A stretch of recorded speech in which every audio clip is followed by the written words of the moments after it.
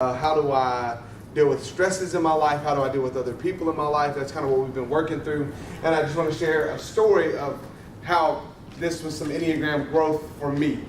This is how I tried to put it into use.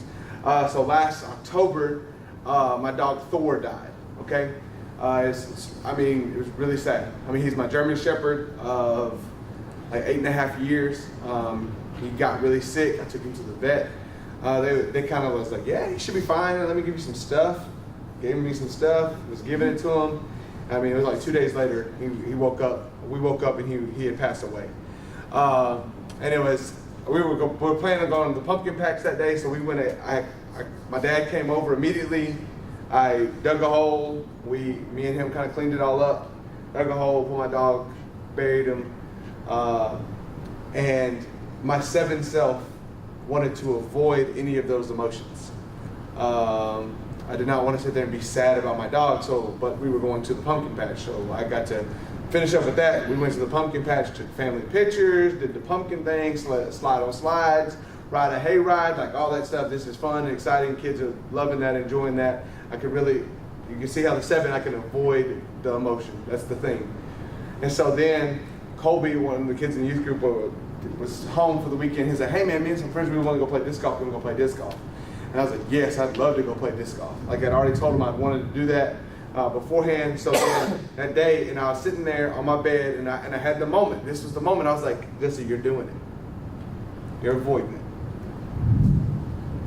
it. Tell Colby you can't go and process it.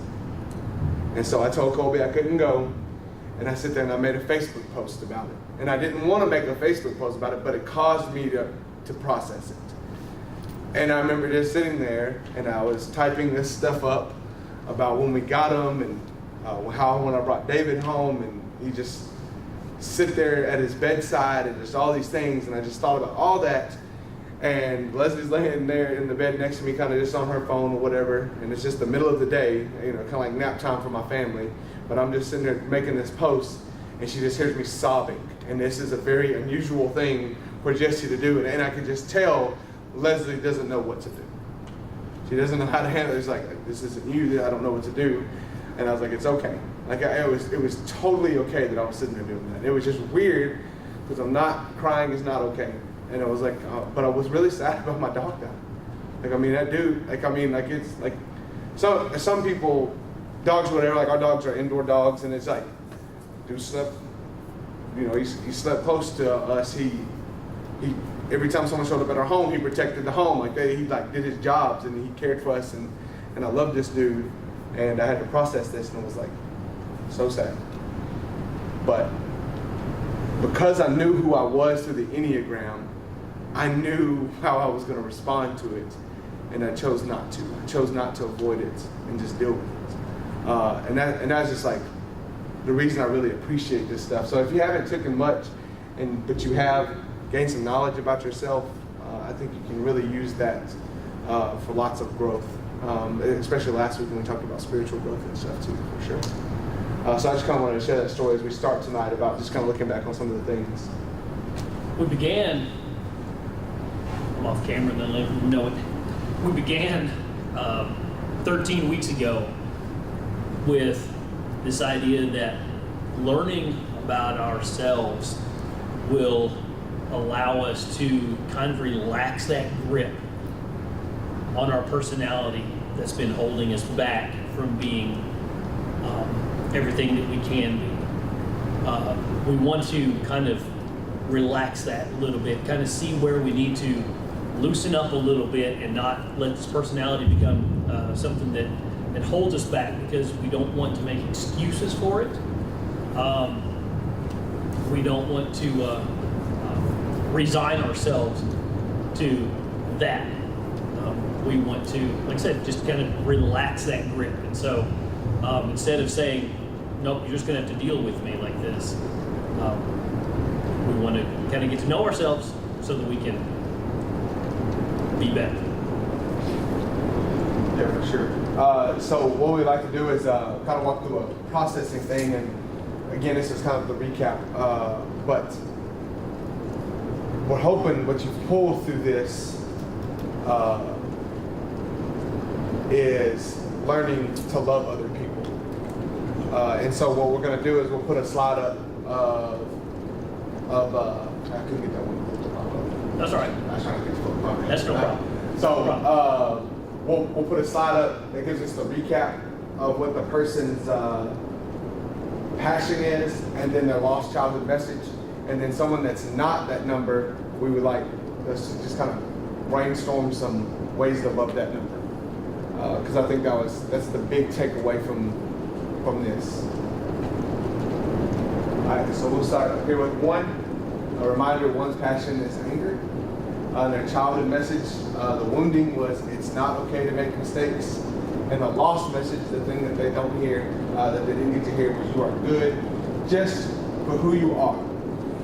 What are some ways we can love a 1? And it doesn't have to be, It doesn't have to speak to it doesn't have to speak to this exactly, but just ways that you think that you can love a 1. From our time. And we need to hear from people who are not 1s, in this. And so what we're trying to do is get us to think of someone other than ourselves.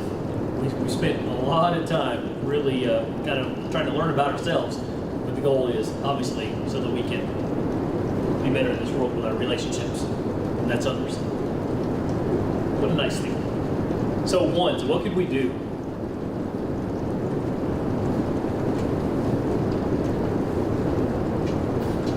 For me, I'm married to a 1, so my 1 finds it amazing if I can provide her order, if I can provide her some structure to what we are doing. So that is speaking Leslie's love language. If I can provide her with order and structure, or take things off her plate that really stress her out, that is built up on her and her forever ongoing to-do list that she has kind of working. If I could take things off of that, that definitely speaks to her love language. And think about in terms of coworkers, spouses, children. When you are around people that are a different number, what can you do to speak love into them? What can you do to just to love on them better? And so that order for a 1, especially in the spaces that you share with them, bring some order to that. Just be thinking of something else if you got anything. Just throw it out there, because there's no really, it's not necessarily wrong answer. We're just talking about trying to love on people here. So I'm married to a 1 also.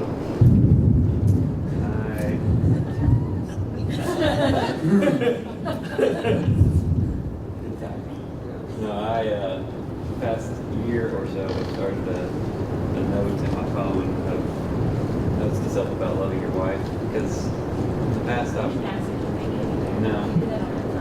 but just the jotting of it down helps me be able to go back and reference it. But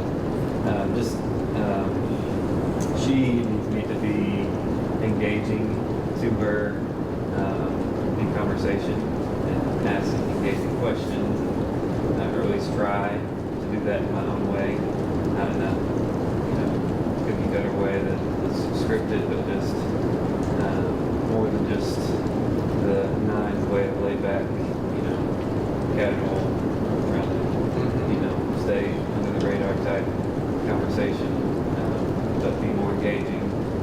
And then also to vocally appreciate her, and because she does so much, and she, it's that lifelong to-do list, she's got it, and just to vocally acknowledge when she's checking those things off, even if it's the little things, saying, man, you're really doing better with this.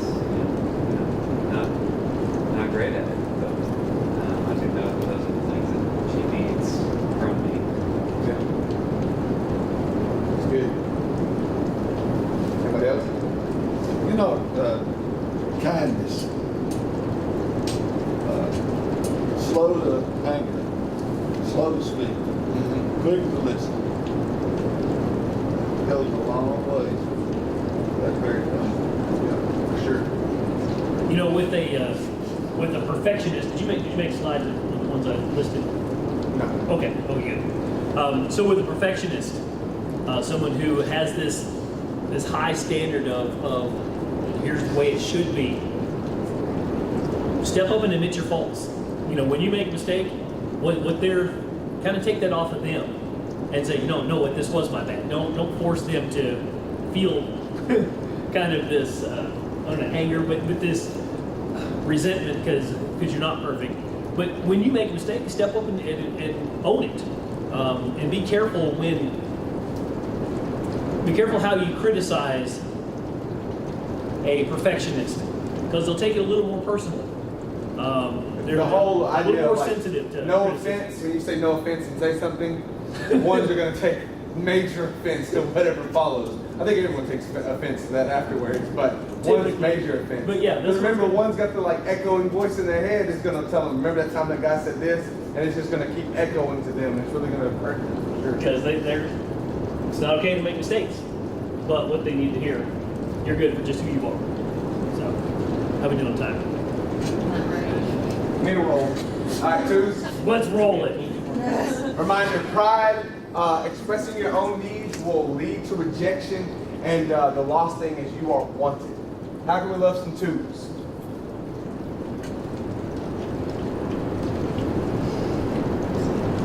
Acknowledge what they're doing and pat them on the back. Yes.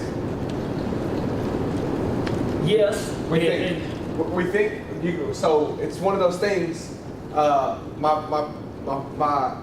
brother-in-law Josh, he's a 3, and he was having an argument with me one time about, well, when I achieve something, you got to pat me on the back. That's how you love me. And I'm like, but I can't feed the beast. I got to be careful to feed the beast. So if you're fishing, and so Joe's thing is pride. We can't. I think it does Joe good. It doesn't do Joe good if I publicly get up and, guys, I want y'all to know my man Joe right here, he took care of everything. He planned this whole lesson. He did all this.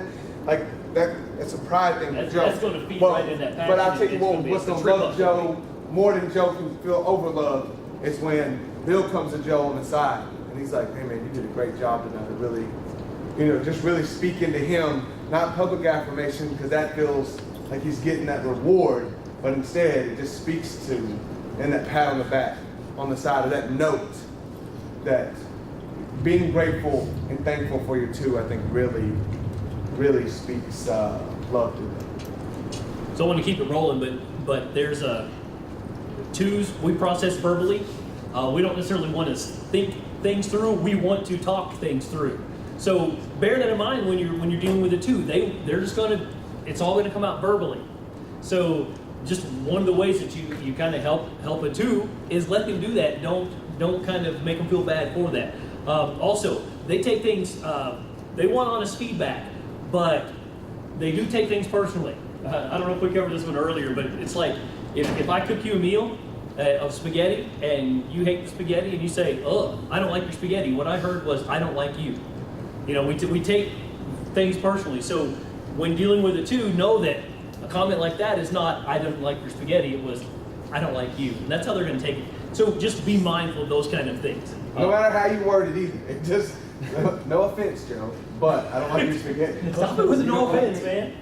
All right, let's move on. 3s. All right, 3s. Deceit, wounding. Your worth comes from what you do. And lost, you are loved for being yourself. I think, again, with my brother-in-law, the thing that he needs is when he's not fishing, for me to be proud of him. I think being, like if I have a son that's a 3, to be proud of my son and to speak into him, even when he doesn't do the best, but I'm still proud of him and letting him know that. Even when he didn't achieve, I think I can really speak love into him by just talking about how proud I am. Anything else y'all think of? Then we're trying to move How can you fast. love on 3s? I'm married to a 3. So, acknowledging that she has achieved is huge. Yeah. Because for her, a lot of it is well, okay, so what's the next thing? And hard for her to rest on her laurels and celebrate what she has achieved. It's a constant, okay, what's next? She's actually, she's teaching, so she's not up here except once or twice, every 6 weeks or whatever. But she was up here for the sheets of like what you could do, and the 3 was like, do something just because it's fun, and drove her nuts. She was like, why would you do that? What purpose? And so we were talking about like, well, but you do this, or but like she's assigned meaning to everything. So it's like even just playing with the boys, or just hanging out with family is because I want to be closer as a family. Right. It's like there's still a goal there.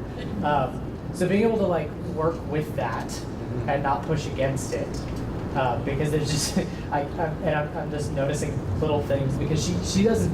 I don't think she presents as a 3. I wouldn't have like typed her as a 3 because she does not like seek the attention at all for it. But it is that achieving she's striving for. It's just like letting her relax, so that even if she does want to work on something, giving her that opportunity to do that, where she's not stuck caught up in something. I was pointing out this one again, and then I realized that he didn't fix the typo. Right. Again. But yes, that's what they need to hear. Your love, for you. You don't have to perform or make all these, achievements, but love you. It's not what you do. I love you, kind of thing. So, be yourself. Yep, for years. We better move on. But appreciate it, Andrew. All right, 4s are individualists. They're passionate envy. There's something off about you. It's the winning message, and loss is you are seen and fully understood. How can we love our 4s?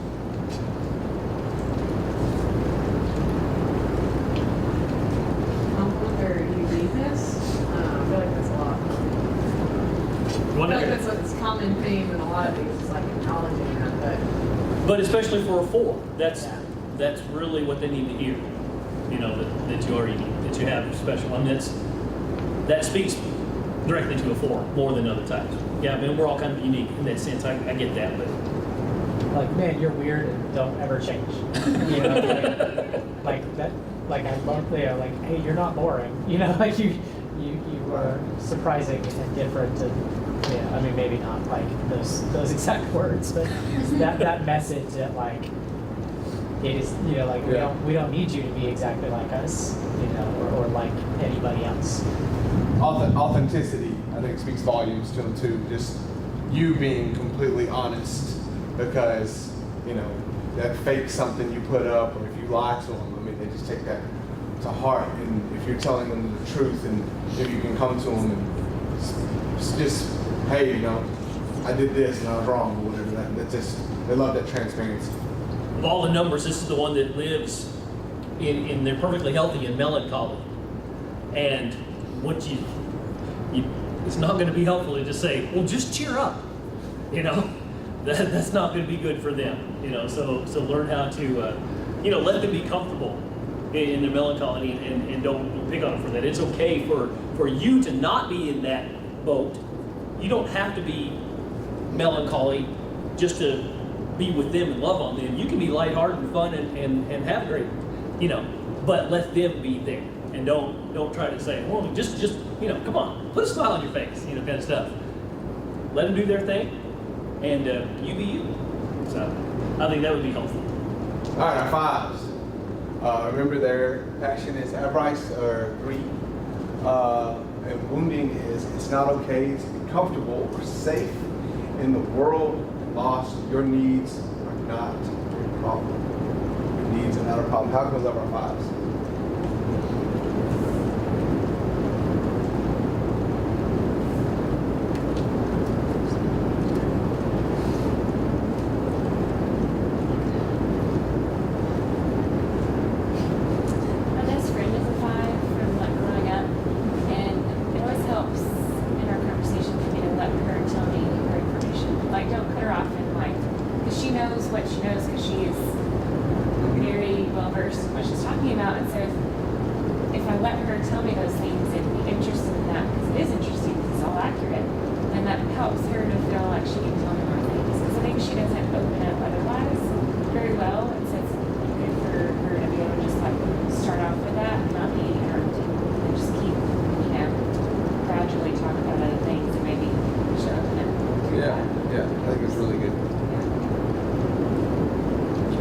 making sure you provide them with their solitude, for equipping themselves with the knowledge that they would like.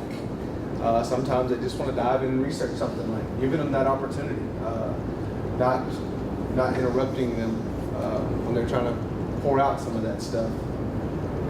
So Josh is a 5, and since we started coming to this class, I've just been telling myself, like, because for a long time, he does like his long time, like, and for a long time I was like, man, does he like not like me? He doesn't want to be around me? He's always and recently I've been telling myself, like, okay, like, he needs that time. You're giving him that, like, a gift in the sense of allowing him to have that time uninterrupted, you know, without kids jumping on him or whatever. So. Yeah. One of the things I wrote down here was, don't push them to socialize. Nobody really likes being pushed into stuff, but for socializing, you think, well, why don't you just, go do that? No, let them kind of hit it naturally, because they'll fight that. So let them be that, and let them come by it naturally. They don't do well being pushed. Yeah, don't use up their resources. Remember, the greed thing is their resources. Like, try not to use them up if you don't have to. So that's really good. Like, if you don't have to watch the kids right now, then I don't want to make you watch the kids, because that will drain you and make you use your resources that you weren't planning to use in that moment or something. But I think that's a good way to love them. Also, is help manage their resources. We'll kind of talk about it ahead of time, even like, hey, let's just talk about the day and what you expect of it, because clear expectations. Yes, clear expectations. Don't want to surprise on the 5. For sure, can drain them quickly. All right, our 6, our loyalists. Fear and anxiety, wounding. It's not okay to trust yourself. You're lost. You are safe. How can we love our 6s?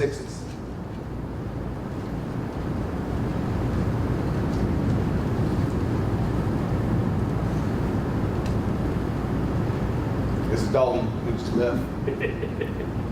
It's always my favorite 6 to think about when I think about these things.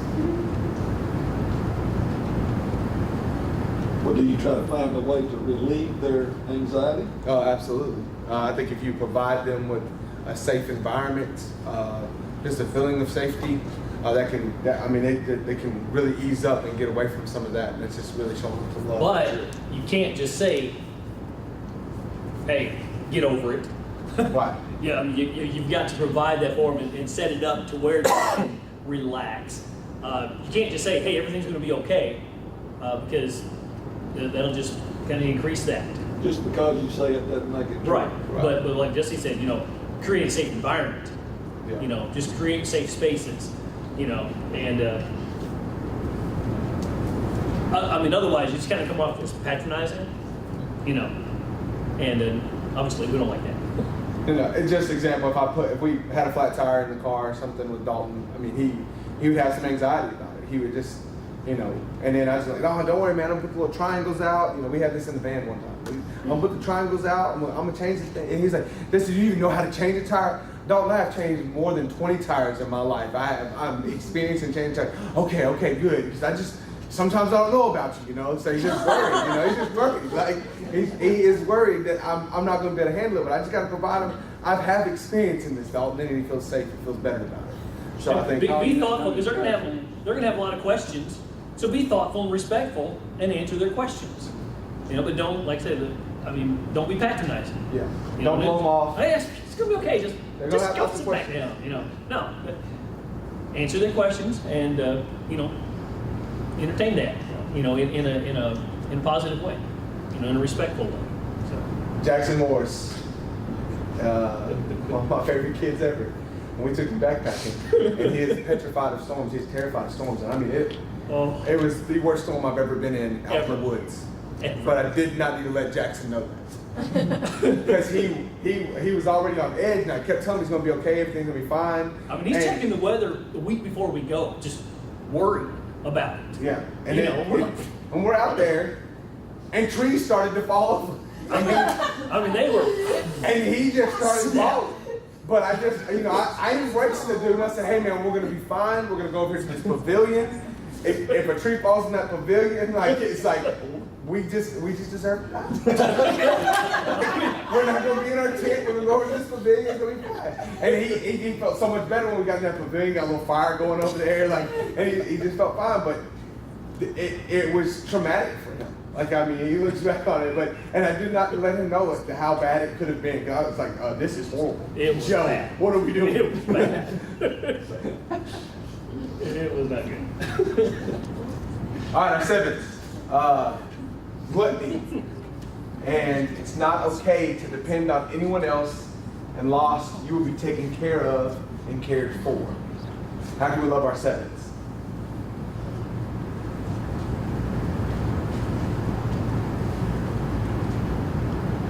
I think like investing in their passion with them.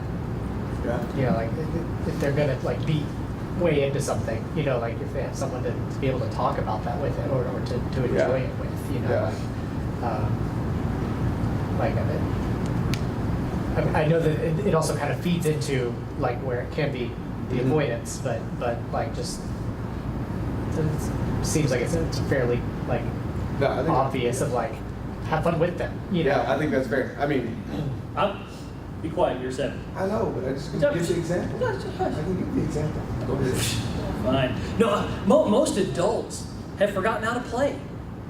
You know, we kind of lost that somewhere, and invite them to teach you something. Invite them to like I say, do it along with them. Invite them into that and let them give you that joy of just having fun. You know, for some reason we grow up and it's like, okay, you know, Peter Pan's left Neverland, and it's the dull world now. Ugh, you know, invite them into that. Let them have some of that, and let them teach you. They would love that. But here's another one for 7s though. They struggle with routine, with schedules.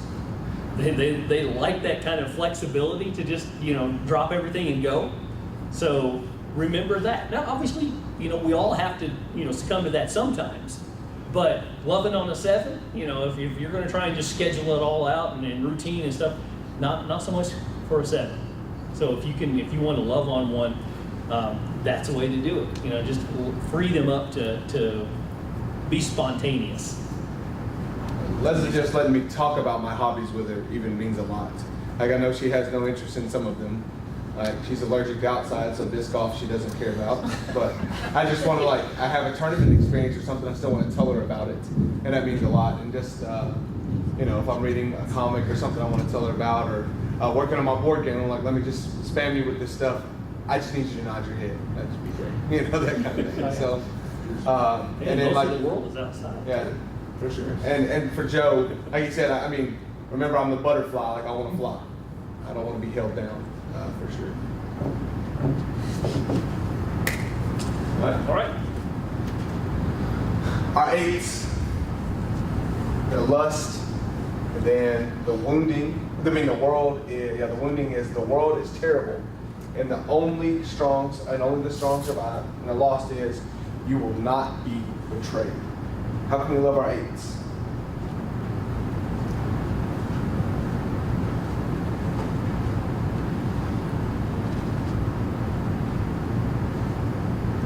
They like to protect, so maybe like just let them be a protector instead of being like, no, I'm a grown woman, let me do what I want. Yeah, I think that's good.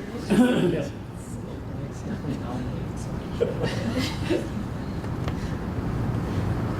You know, I'm an 8, and that wounded thing there, you know, I'm wounded, all right, but the world is terrible and only the strong survive.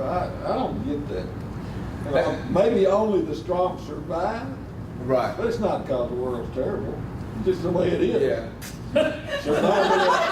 Survival of the fittest. You know what I'm saying? Whether it's in Scripture, you become strong because you get a lot of knowledge from it or whatever. But, you know, it's not because anybody else got a whole lot to do with it to me. That's fair. I think also for our 8s, a big thing is trying to play into this some, you will not be betrayed. Like having a family unit that won't betray them, and that their wife or their husband or somebody that you can really be open with me, and I'm not going to share that information with someone else. Creating an environment where they truly feel that they will not be betrayed, I think is huge for them. So just them raising up their family and caring so much for them, and being that protector, they get a lot of joy from that. And then knowing that they won't be betrayed by them. You know, one of the things that Jesus said was, let your yes be yes, and your no be no, and eights expect that. You know, do what you say. You know, if you're going to be in, say I'll be in. But if you're going to be out, say you're going to be out. Don't make up stuff.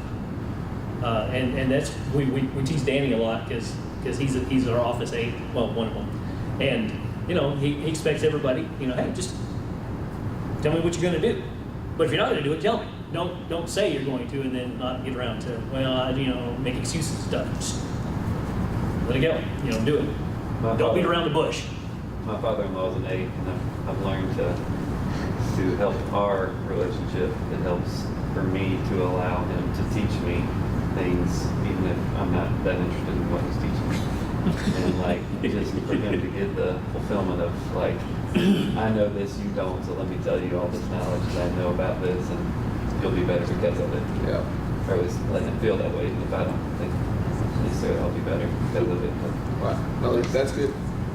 Yeah, but you may need that sometime. it's true. I will. I have learned a lot. You know, even though they're strong and assertive, that doesn't mean they don't need care though. So they still need that. They want to have this armor of I'm strong and but they still need care. So love on an 8 by giving them that. All right. My 9s, they're passion, sloth, kind of laziness to a degree. And wounding, it's not okay to assert yourself, and what is lost is your presence matters. How can we love our 9s?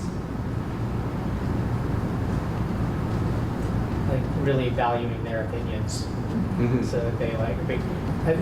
I don't. All of these, it's going to be create a safe space where so it's where they can voice this opinion. Where like you have to make sure that it's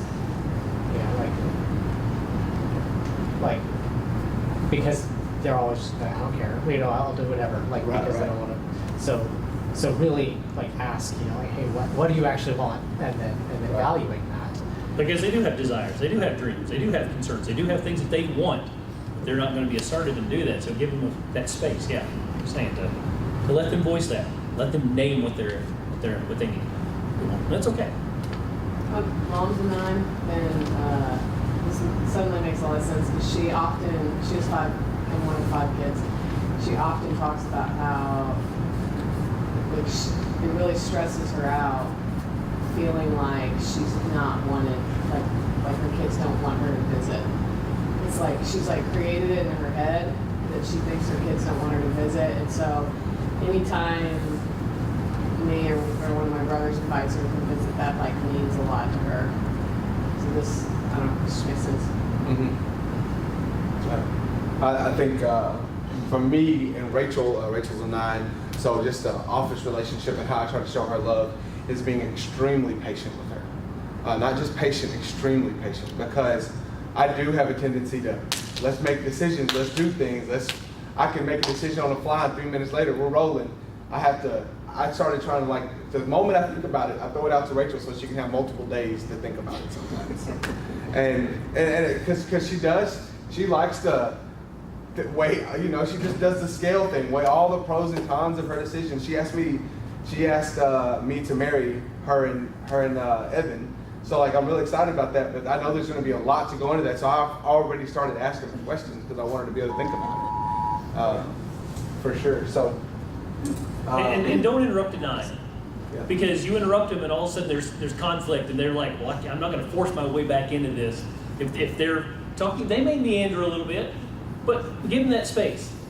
Give them that space because they'll get to where they're going. They'll get to where they want to go. But if they're being interrupted, by Tyrannosaurus and such, they'll never get there. Because they're not going to assert themselves back in that and interrupt you. Because that's not, so love on them, let them have because create that safe space where they can have an opinion, because they do have desire, they have things that they need to say. They have a great gift that they need to share with us, but they're not going to force that in. So open up those doors so that they can. And something that's helped me a lot, being in conflict, is like scaling down the intensity, because I know it's going to make him uncomfortable and like not get as in, because that just shuts him down, and so it helps me to not be as intense in the argument at all. It's really helpful. But at the beginning, I was like, I have to tell you the way I feel, and it has to be this intense because this is how I feel it. And it's like, well, I don't know what to do when you do that. So I can't, it's just, that was a lot of our, but it's, like you said, it's helpful. It helps you to scale down when you shouldn't be angry. So. Oh, that's really good. All right, so we've kind of got to roll through that, because remember, like, the whole thing, our theme for the year is others. I'm hoping that you came to this class. This is an easy idolatry moment. If you hadn't noticed that we come to class every week and we learn about ourselves and we put ourselves at the top of the pedestal, and I'm just waiting to hear about my number kind of thing. And then you leave talking about this, and you spend a week thinking about yourself. Like, what was the point of that? So that's why we wanted to make sure we finished on this note. Like, this whole thing was, yes, we wanted you to grow so you can see the holes where you have holes, and see where you're strong and you can do great things.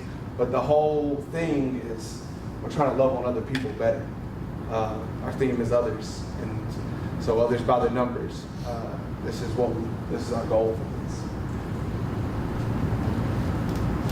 Kind of along the lines of that, just when people see us, we want that pointing to Christ. We want them to see Christ in us.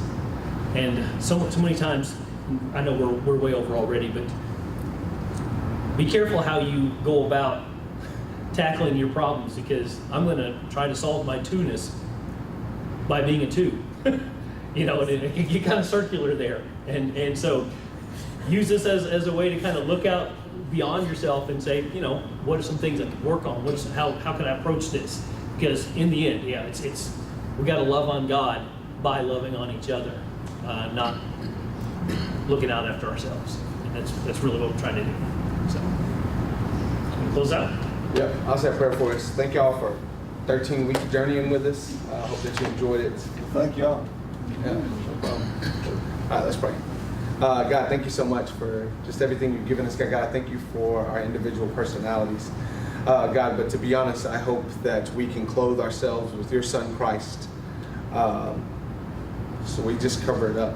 And when people look at us, all they see is Christ. And our number can shine through him. Just a few weeks ago, when we talked about that, God, allow us to be those examples of those numbers that we can be, God, just shining bright for your kingdom, doing the best work possible through our personality that you give us, God. God, thank you for your Son. Thank you for him sacrificing himself on the cross. And it's in the name I pray. Amen. Yeah. Thanks, guys. Here come the real bosses, Jesse. Yeah. Stay in charge.